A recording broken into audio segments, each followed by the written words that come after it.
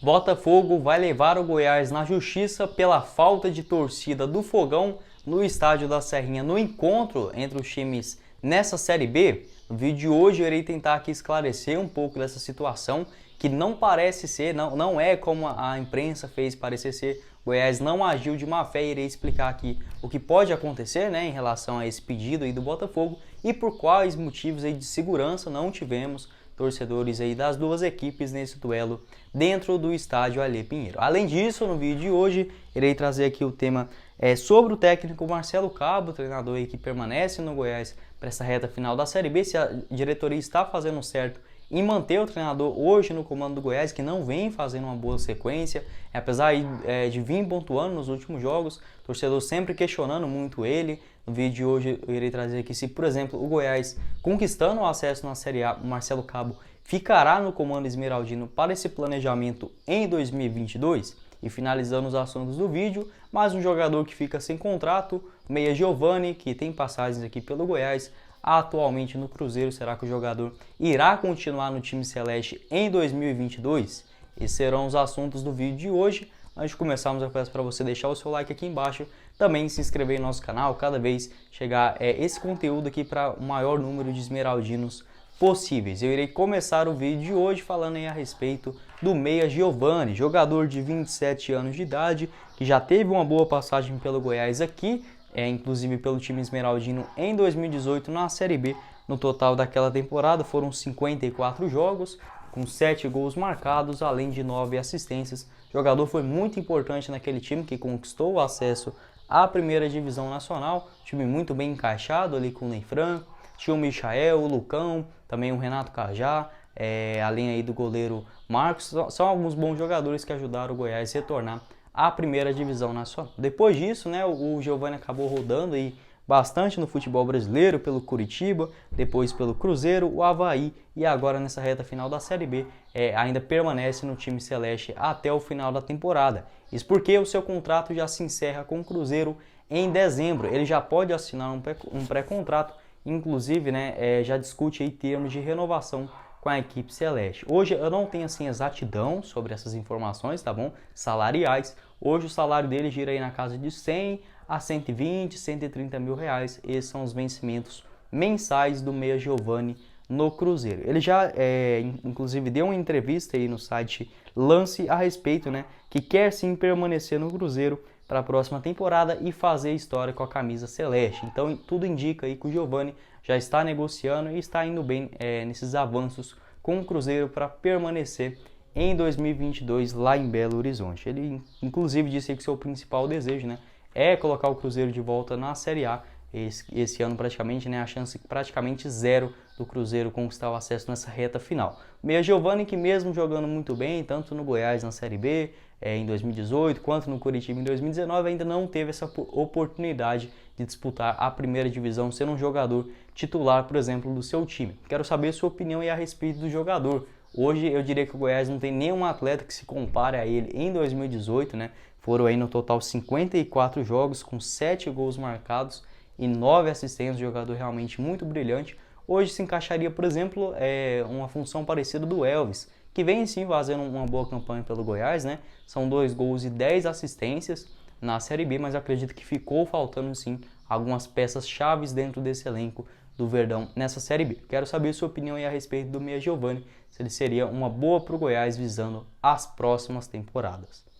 Dando sequência aqui no vídeo, irei falar a respeito dessa confusão, dessa intriga entre as torcidas do Botafogo e também do Goiás em relação da liberação dos ingressos para a torcida visitante desse encontro entre Goiás e Botafogo dentro do estádio da Serrinha. Inclusive, o Botafogo disse aí que pretende levar o Goiás aos órgãos competentes em relação a essa decisão. Foi uma nota divulgada lá no seu Instagram, que o Botafogo disse aí em suas redes sociais que manifesta o profundo inconformismo com desrespeito aos seus torcedores, segundo o regulamento da partida visitante, nesse jogo da terça-feira entre Goiás e Botafogo, que era uma inflexibilidade no tratamento dos torcedores alvinegro, que cabia uma reflexão sobre o equilíbrio esportivo, os princípios e também os pilares básicos quando se trata de uma competição. Realmente é algo bem profundo, muito bonito, mas enfim, foi um mal entendido aí, tanto pelo lado do Goiás quanto pelo lado do Botafogo. O time esmeraldino agiu certo sim, isso porque a PM inclusive fez já agora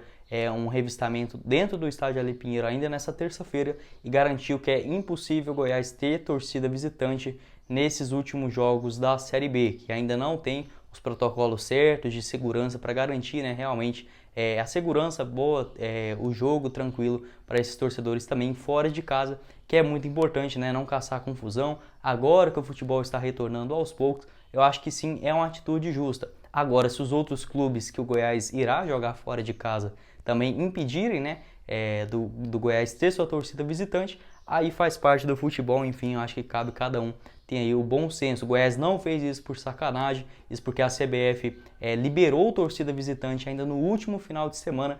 O primeiro jogo com torcida visitante aqui no Brasil, de duas torcidas, foi Flamengo e Fluminense, jogo que aconteceu aí no sábado. Depois, na segunda-feira, também tivemos aqui em Goiânia Atlético Goianiense e Grêmio, mas o estádio do Goiás é diferente dessas características dos outros. Isso porque passa aí por um processo de ampliação. No último jogo do Goiás podemos receber 40% do estádio, mais ou menos 3.800 torcedores, mas a área visitante hoje do Goiás fica numa parte muito pequena, também não tem ali um acesso tão seguro aos torcedores. Então assim, não foi uma sacanagem, o Goiás não quis em momento algum barrar por querer esses torcedores, apenas impedir os torcedores infiltrados no meio da torcida.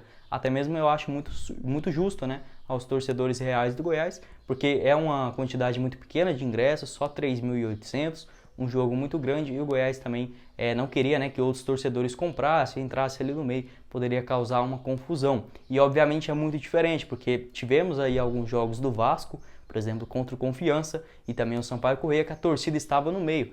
Mas, com todo respeito, né, aos torcedores, etc., às instituições, o Goiás hoje tem uma rivalidade muito maior com o Botafogo, com o torcedor e de qualquer outra grande equipe do futebol brasileiro do que tem, por exemplo, o torcedor do Confiança, o Sampaio Corrêa. Então, eu acho que seria uma situação muito perigosa, inclusive dentro do estádio da Serrinha, aos poucos, né, retornando ao futebol. Cabe aí, né, a decisão dos outros times, se o Goiás vai jogar fora de casa, né, se acha justo ter torcida ou não. Tem um exemplo muito claro disso, que hoje é o Atlético Paranaense, que nos seus jogos na Arena da Baixada não recebe torcedor visitante e também quando vai jogar fora não tem, né, seus torcedores do Atlético Paranaense no estádio. Quero saber se seria aí uma solução interessante para o Goiás, visando, né, a temporada de 2022, até porque, né, nesse ano não teremos mais torcedores no estádio esmeraldino do lado visitante. E para finalizar aqui os temas do vídeo de hoje, né, ainda falando um pouco a respeito dessa partida contra o Botafogo, sobre o técnico Marcelo Cabo, que novamente, né,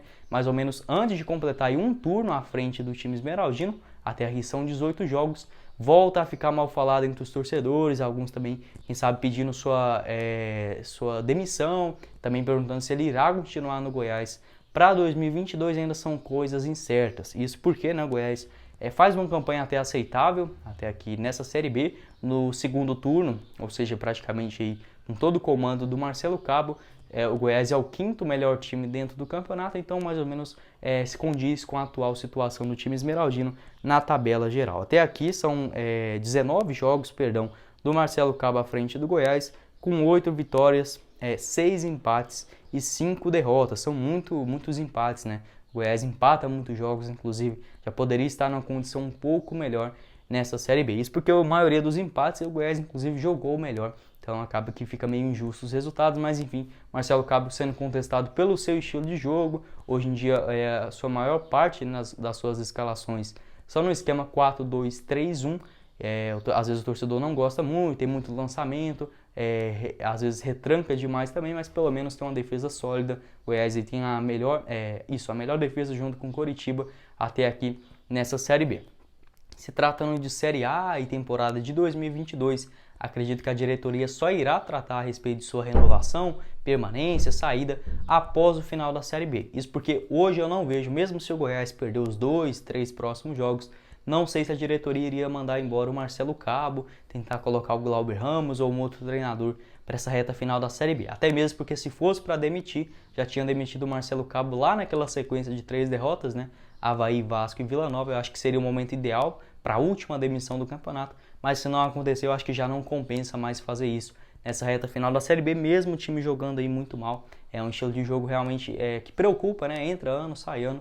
O Goiás não consegue elaborar um plano de jogo melhor, mais bonito, aproveitar, né, melhor também o seu desempenho dos jogadores. Nos resta assim torcer, principalmente para o Goiás voltar para a Série A. Isso é muito importante, acima de qualquer treinador, qualquer jogador, qualquer ego que tenha ali dentro do elenco. O mais importante é o Goiás sim conquistar o seu acesso de volta à Série A. Quero saber também a opinião de você, torcedor esmeraldino, assim como eu. O que você acha do Marcelo Cabo nessa reta final do Goiás na Série B e também para 2022? Você traria um outro treinador caso o Goiás suba para a Série A para fazer o planejamento ali da primeira divisão, ou seria interessante mesmo na Série A o Goiás permanecer com o Marcelo Cabo no Goianão, ver como que está aí o desenvolvimento do time, ou caso dê tudo errado, o Goiás não suba para a Série A, a respeito dessa decisão da diretoria no final da temporada.